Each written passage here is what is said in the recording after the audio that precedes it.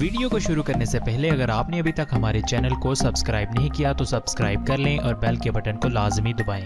بسم اللہ الرحمن الرحیم۔ السلام علیکم۔ عمر بن حبیب روم کی قید میں آئے تو ان کے 10 آدمی تھے جن میں 9 کو قتل کر دیا گیا۔ یہ بہت ہی خوبصورت تھے۔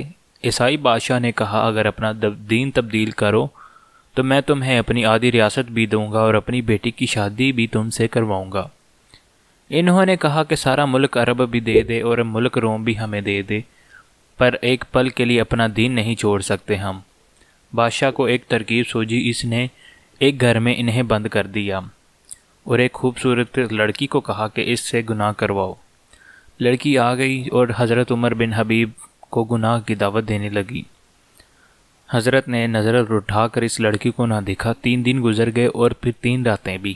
حضرت عمر بن حبیب نے روٹی نہ کھائی نہ اوپر نظر اٹھائی۔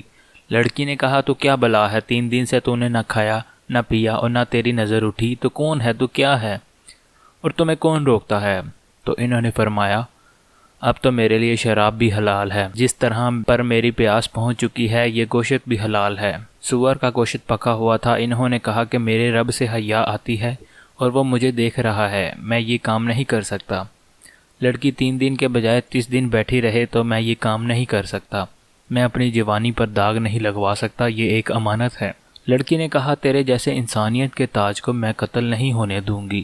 لڑکی نے باہر نکل کر بادشاہ سے کہا کہ سردار تو نے مجھے کس کے پاس بھیجا ہے؟ نہ کھایا نہ پیا، پتھر ہے، نظر بھی اٹھا کر نہ دیکھا، تو پر اس میں کیا ہاتھ ڈالتی؟ رات کو لڑکی آئی اور کھانا لے کر آئی اور ایک مشکیزے میں پانی بھی لے آئی اور حضرت عمر بن حبیب کو دیا۔ بعد میں دروازہ کھول کر کہا کہ یہاں سے نکل جاؤ، یہ قطبی تارہ جو دیکھ رہے ہو اس کو اپنے دائیں کندھے پر رکھو تو ایک دن تم عراق پہنچ جاؤ گے۔ یہ کردار تھا جس نے صحرا نشینیوں کو کیسر و کسرا کے اوپر جھنڈے گاڑنے کی طاقت عطا فرمائی۔